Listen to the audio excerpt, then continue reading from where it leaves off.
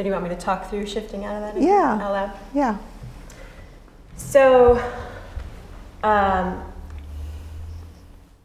it's like when I'm sitting there in the car and you're right behind me, I don't know what to do. My blood pressure goes up and I just get so angry. I get so annoyed because I want to live in a world where people are going to have respect for each other, and I want to. So I want to pause you for a second, because I have a sense that there is, even before all of this, there's fear.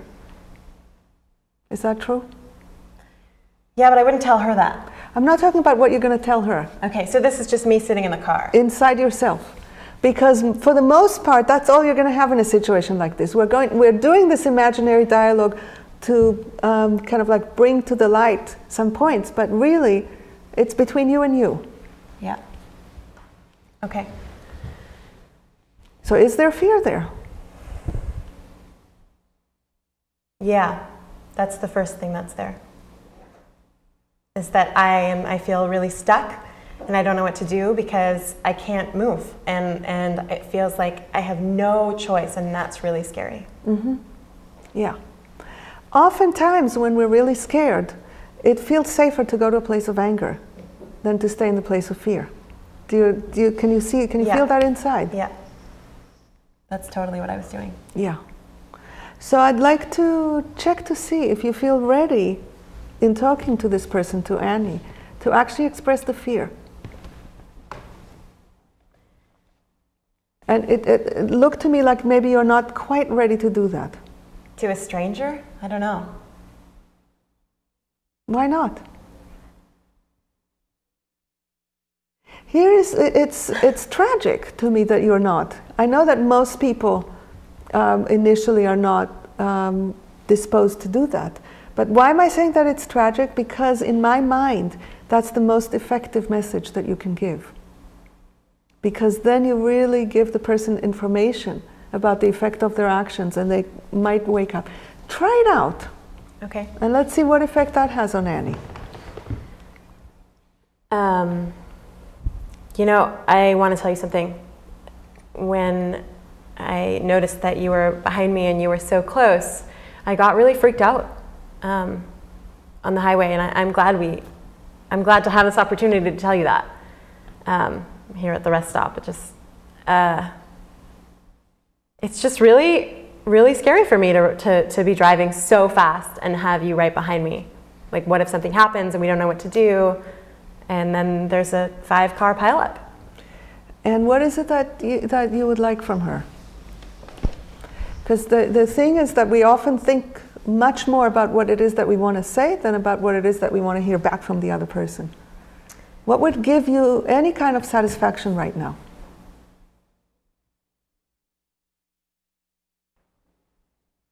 I really want to know if you understand my concerns.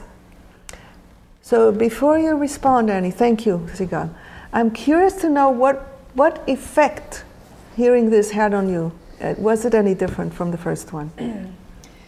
It's definitely different, and it's also true that I'm experiencing that I did something wrong, and kind of still waiting to protect myself, but it wasn't nearly, I was actually able to listen all the way through, and there were a couple moments where there was like a softening that was inviting to me, but overall there's still kind of like I just want to be seen too, that I didn't do something stupid or wrong, and I'm not totally getting that.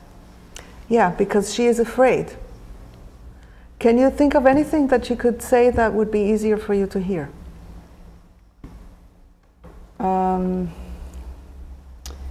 It's something about wondering why I was doing what I was doing. Some way of connecting with that. Yeah. So that my sense is that might come later, because I think that in this moment, with the level of fear that Sigal is in, she might not be available for this. But let's see, how would you respond to her question at this point? Can you say it again? I want to know if you understand my concerns. Yeah. Yeah, I get it. Okay, so now what would you like? Do you believe that she gets it? No.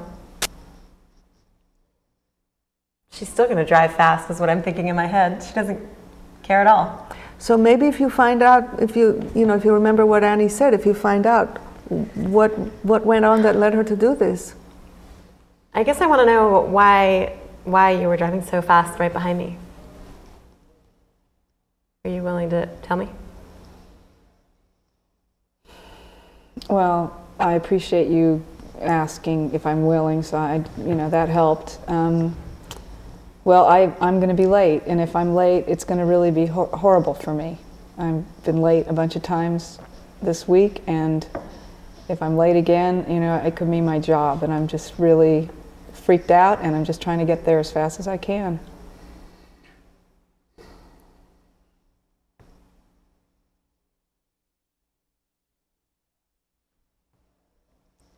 Still hard. Yeah. I still have all sorts of judgments about her. Like, oh, it's worth being late and endangering every single person on the highway. It's like, should have gotten up earlier. Mm-hmm. Yeah, and any time we have any kind of a judgment of another person, it interferes with being able to work out the situation. So if we have judgments of another person, it tells us something about what's important to us. That's a way to dissolve a judgment, is by connecting with what's really important to us. Do you have a sense of what that is for you?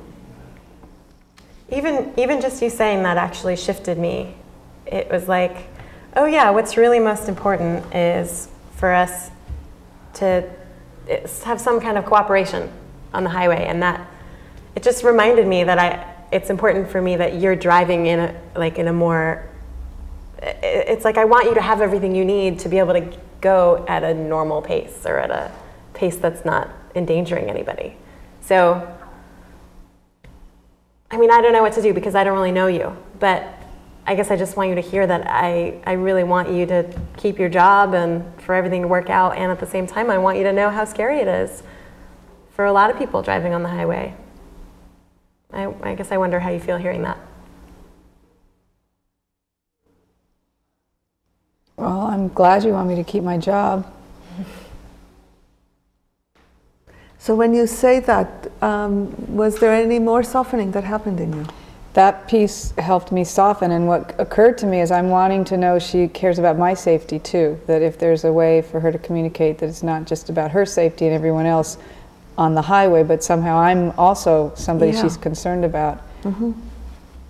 Yeah, this is a very powerful point, because from my experience, it's when people don't have a sense that they matter, it's hard for them to see that their actions matter and that their actions have potential consequences for other people.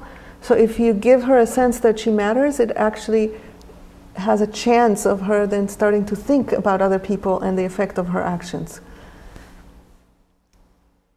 So, sounds like you're struggling and you really need to get to work on time to make sure that you keep your job and have everything you need.